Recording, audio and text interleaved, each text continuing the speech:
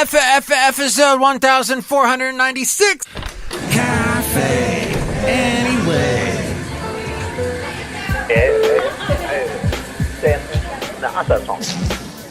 Mike's Daily Podcast. Well, Mike's Daily Podcast listener, you're in for a treat. This is one of the few times that I will do a podcast on a Saturday. But I got all my work done at work, and it's either this or watching Netflix, and I really don't want to watch. I will not get into Stranger Things. You can't make me. But Mike, it's so good. Mike's Daily Podcast. Not today. Did you enjoy the last show where Stormy Phoenix stopped by? Wasn't that great? Mike's Daily Podcast. We're at the last place on earth, somewhere in Podcastro Valley 10. And now I have to give you something that's my little gift to you. And here it is. Black Friday's over. You're welcome. That's so awesome. I hate the biz. The biz of shopping, trying to find a parking spot. Mike's Daily Podcast. Nothing for the heart, nothing for the pot, as it were.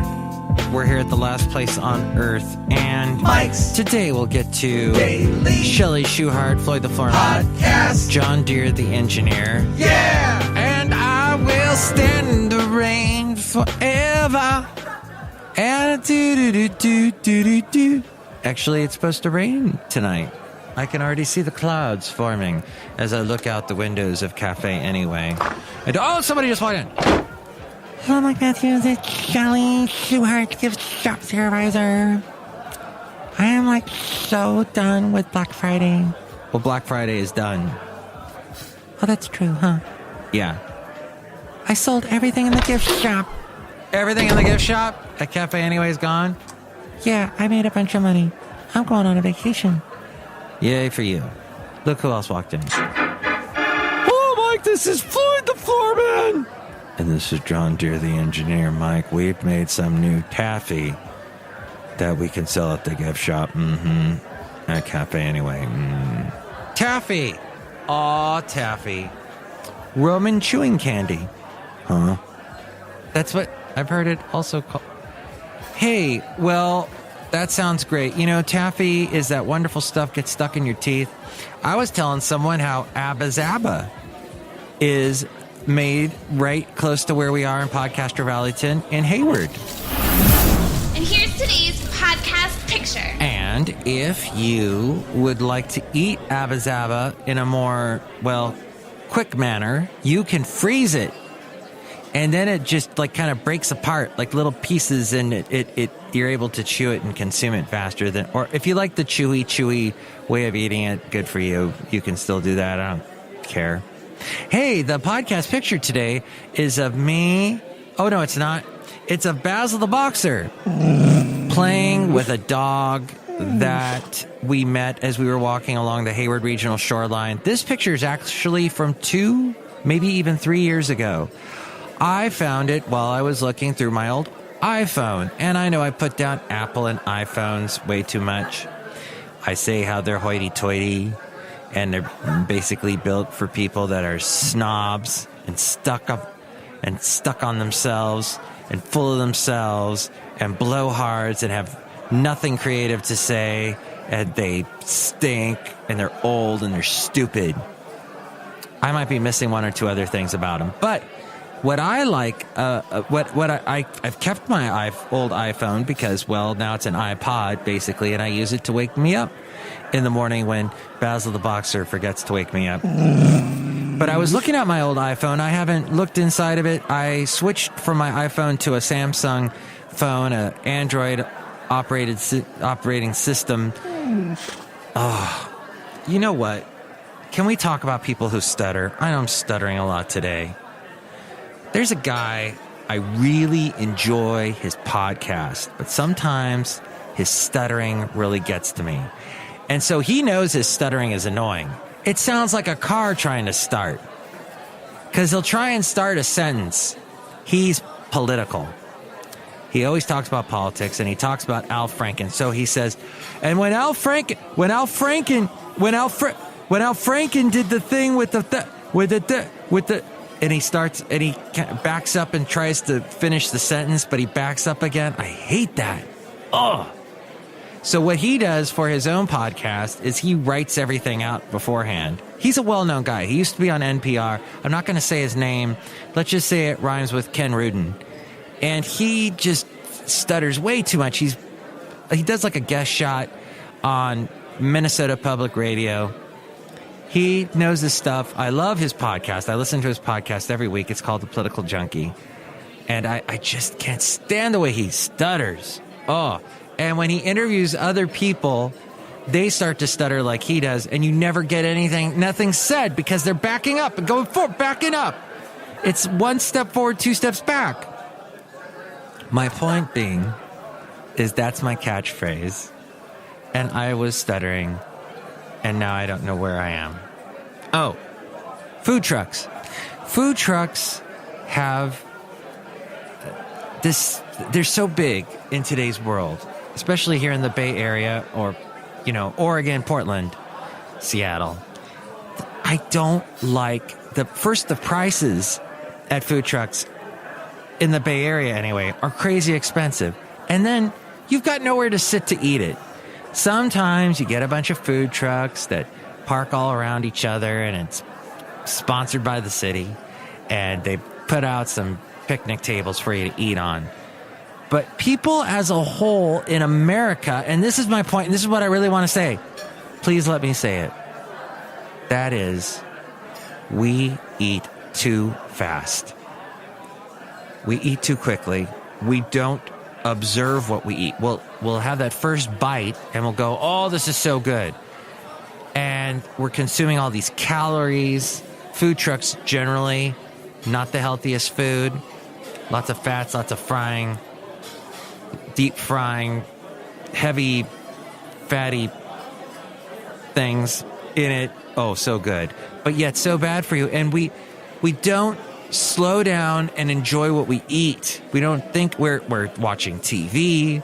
We're listening to podcasts. We're talking to each other. We don't slow down. And people standing and eating are the worst because when you're standing, your body's not in a state of relaxing and focusing on the food. You're in a state of balancing on your feet and standing up. And your legs are feeling your weight. And in my case, my right foot is hurting me. And that's just you're starting a car and it won't start and it won't start. That is why I say, sit down, enjoy your food, get away from food. Don't buy food from food trucks unless they supply a place for you to sit. Then forget about it. Go to a restaurant. Sit down and eat at a restaurant. Pay that wage person, your food server, a nice tip because they've made where you are sitting nice and a nice experience. Hey, if they didn't clean up the crumbs and from the last people sitting before you, maybe don't give them such a big tip. However, if the people that were sitting at your table before you were a crazy family, a young couple with 8 kids, and the kids are running around, and the parents look miserable, and they don't know how to cook anymore, so they bring their kids to the restaurant to pay for them, and they don't care, they just leave this huge mess when they go. Oh, then give that food server, a huge tip because they deserve it for putting up with those awful, awful parents that just, oh my gosh. All the kids running around, the kids are they're eating this horrible fast food. Oh, okay, now I'm thinking of a fast food experience. I went to a Der Wiener Schnitzel once a year ago. I just had a craving, and they were shoving all those coupons into my mailbox, and I had to go to I hadn't had one of their awful, gross chili dogs in a long time. And I sat down and I ate it really slow. But then a family showed up of 8 kids with the 2 parents, and the parents are really overweight and look sad and depressed. And the kids made a huge mess, and they're not even eating their food, and they're pumped up full of fast food. And that stuff is processed. and it turns right to sugar in your system. In a kid, it turns not only into sugar, but it turns into some sort of super serum. It's a super serum that makes them super people that fly around. My point being that we should stay away from food trucks and fast food and cook at home and eat slow. Hey, MIKEs-DAILY-PODCAST.com is a great website where you can listen to past shows. You can actually catch past interviews I've done. I got to interview Keith Urban about 15 years ago when he was just getting started. And he sang a Dire Straits song. No, not Money for Nothing and Your Chicks for Free. No, not The Walk of Life. No, not Sultans of Swing. No, not So Far Away. He sang Romeo and Juliet because I asked him to. And he was a nice guy and he sang it. So you can hear that. And other cool interviews that I've done. I interviewed Saint Motel before they got popular with their song, Gotta Get Up, Move, na na na na na na na na. What was the other one they had? The other one that sounded just like that. All their big songs. So that's all there at MIKEs-DAILY-PODCAST.com. Hear all the past interviews, past shows, and you can help out through that Amazon link. Click on that Amazon link, buy whatever it is you're going to buy, and that helps us out. Thank you.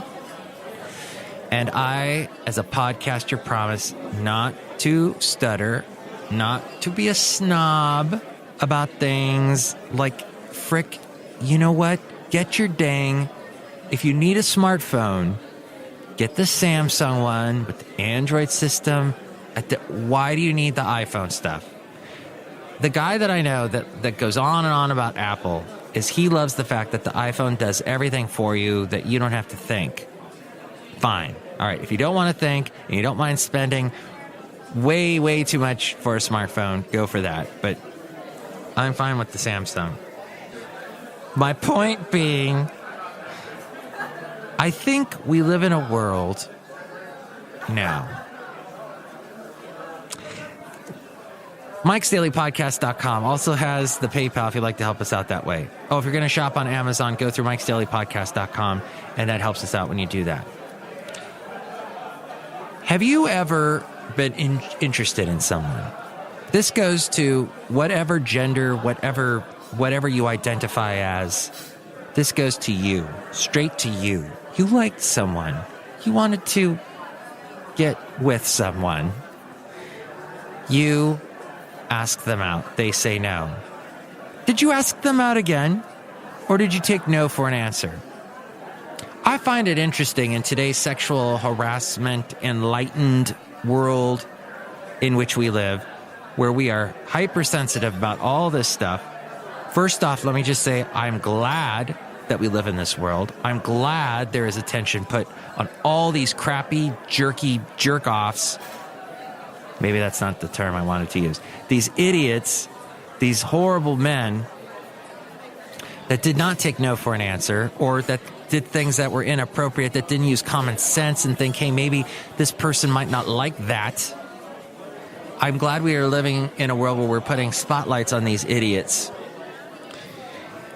And I have never been, when I have asked someone out and they said no, I didn't pursue it. I'm like, okay, their loss. That's what I always say, their loss. When my ex-wife wanted a divorce, I said, her loss. But Mike, you should have fought for her. You shouldn't have taken no for an answer. Nope, I take no for an answer. That's why I'd probably be a horrible salesman. But that's my point. That's what I'm getting to, is we live in a world that over the past several decades, we've lived in this world, what's that horrible play that they made me watch that had the Malkoviches in it? The Death of a Salesman. And Always Be Closing and all that crap, ABC. And never take no for an answer. No, if you're that kind of a person, you're a jerk, and I hate you. And I've always hated salespeople. And as soon as I sense, I sniff, I smell, I get to catch a whiff of your salesmanship or womanship or salespersonship or your saleship, I close the door, I hang up the phone, I leave the premises, I get away from you. I don't like that. I don't like the hard sell. I don't like the soft sell. I do love Tainted Love, but it's a song, but I do think we live in a world that has become a world of salesmen, as Rush once said. The sounds of salesmen, begin the day with a happy voice. I've read it, it's your honesty. It's a Rush song. Okay, Spirit of the Radio. Spirit of the Radio, whereas you had We Are Spirits Living in a Material World, and that was Ghost in the Machine by the Police around the same time. I think, though, the Police album came out after. But that's neither here nor there, nor over there, or up there. But both bands were bands with three guys playing music together. And some people think that Rush, in fact, stole a lot from the Police on their album Signals. But whatever.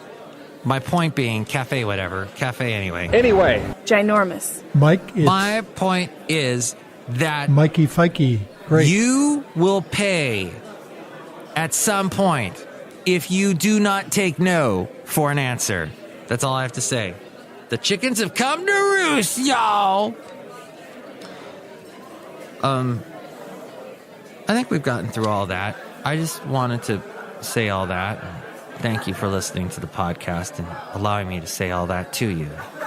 Someone who apparently has not taken no for an answer for quite a while, Trump, said today he has defended his decision to appoint a temporary director to the Consumer Financial Protection Bureau, or the CFPB. I love a little PB. Peanut butter. I don't care for Peter Butter. He can just shove off for all I care. Despite the outgoing head already naming a successor. Yes. The outgoing head of the PB&J named a successor. But Trump said, no. I'm putting in a temporary director. And my computer just crashed. Thank you. Oh, and now it's gone. Oh, so frustrating.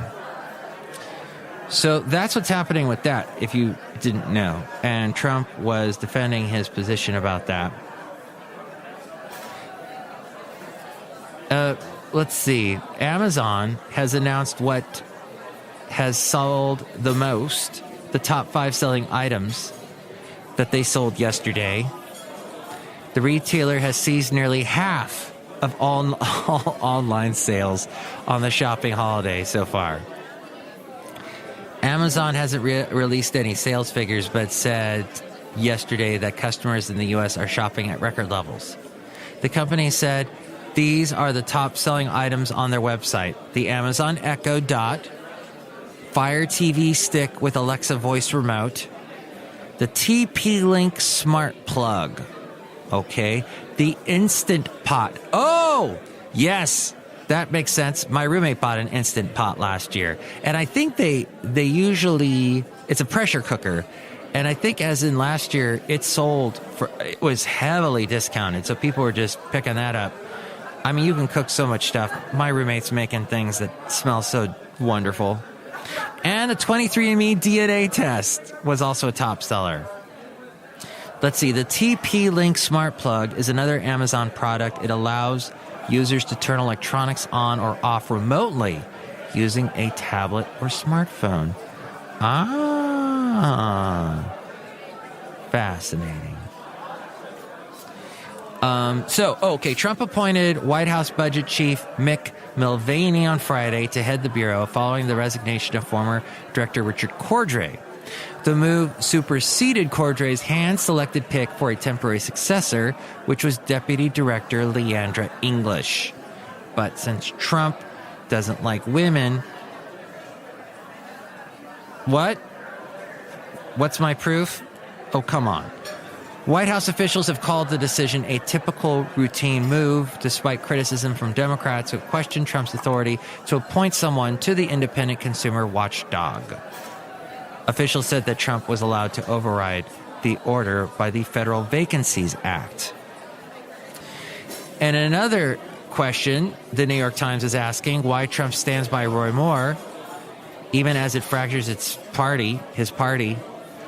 By the time Senator Mitch McConnell, the majority leader, made the last of his repeated pleas to Trump to keep his distance from Roy Moore, it was too late. To Mr. McConnell, only the president could extinguish a fire that he sees as endangering Republican Senate majority. But Trump, speaking by phone last Tuesday with Mr. McConnell, responded with the same argument he had been making for days inside the White House. The women who have called Mr. Moore a sexual predator, the president believes, may not be telling the truth. 40 years is a long time. He's run 8 races and this has never come up, he said to television cameras on the South Lawn hours after his conversation with McConnell, effectively endorsing Roy Moore before boarding Marine One. He didn't say it didn't happen, the president added. You have to listen to him also. Oh, there he goes with his both sides thing he likes to do. Trump's decision to reject every long-shot plan to save the Senate seat reflects the imperative that an unpopular president faces to retain his political base, a determination that he should follow his own instincts after having felt steered into a disastrous earlier endorsement in the Alabama race, and even his insistence that he himself has been the victim of false accusations of sexual misconduct. But in tying himself to Roy Moore, even as congressional leaders have abandoned the candidate, but we're talking even Paul Ryan, the president has reignited hostilities with his own party, just as Senate Republicans are rushing to pass a politically crucial tax overhaul. Mr. McConnell and his allies have been particularly infuriated by Mr. Trump and how he has reacted with indifference to a series of ideas that have been floated to try to block Roy Moore. And finally, did you see this? 6 young Iraqis are taking a strategy straight out of the Kremlin's mischievous playbook with no thanks to Moscow. Their mischievous playbook where they're using hacked accounts to attack the Islamic State, so-called Islamic State, ISIS, and fake news to disrupt its virtual caliphate. Given the dangers, this according to the Daily Beast, given the dangers they face, the 6 people who make up the little group calling itself Dashgram, its name melding the Arabica bean. I love Arabica beans. They go into coffee that tastes so good. No, I'm sorry. Melding the Arabic acronym for ISIS and Instagram, melding those 2 names together, are forced to live something resembling double lives. 4 of them work professionally in information technology and cybersecurity. 1 is an engineer, the other a student, all of them living in Iraq. Their families and friends know nothing of their efforts to push back against ISIS. Quote, we started thinking about how we could fight them online, said one of them. We were always messing around on the internet with each other anyway. ISIS is still a threat to Iraq, to Syria, even the world, so we started looking into exactly what might be effective on social media. Back then, ISIS could do whatever they wanted, and we wanted to let them know we were going to fight them on the internet as well. As Twitter and Facebook began clamping down on extremist material, the encrypted messaging app called Telegram became the group's new hangout and means of distributing propaganda among its members across the globe. It all began with infiltrating their Telegram channels, said one of the members of Dashgram. We spent months observing and pretending to be ISIS members. We studied how they behaved, the sort of language they used, and tried to take note of the unwritten rules. Even in the apparent safety of their own homes, where they gathered as Dashgram on the weekends and after work, they would receive death threats every now and then on Twitter and Telegram from ISIS. We will find you and kill you, it would say. We just accepted that's part of our activities, he adds. We are IT experts. We take our cybersecurity extremely seriously. So what they did, some of their early efforts saw them Photoshop a pornographic scene into an image announcing the opening of a new media center in Wilayat al-Kahar, Al-Kahar, an area that roughly correlates to Deir Azur in eastern Syria. The scene is amusing, if a little crass, but it served as an important purpose. It let Daesh know, or ISIS know, that we were capable of replicating their media to a very high standard. It was the first seed of doubt. We wanted to create items that ISIS members would not question and would share widely. Fake news. In one effort months ago, they released an official-looking video warning the ISIS official news agency, which has become the go-to source for information on the group's activities, that it had been hacked. It hadn't. But so legitimate-looking was the warning that moderators on various Telegram channels began marking the output from the day as fake and warning members off of it. So that's what they've been doing. As we go outside a cafe anyway, we bring you Mike's Daily Podcast somewhere in Podcast Grove Valley. And that's what's happening in the world. As you went shopping, and who knows doing what else, enjoying your family. I hope you were enjoying your family. What I was doing was bringing you a podcast, and I may do so again tomorrow. But next show, we will have Benita, the disgruntled fiddle player, and the brewmaster. Enjoy the rest of your weekend. Enjoy the podcast picture at MIKEs-DAILY-PODCAST.com. Enjoy a food truck that's parking outside your house right now. That would work, because then you could just get the food and go into your house and eat, right? I'd be cool with that.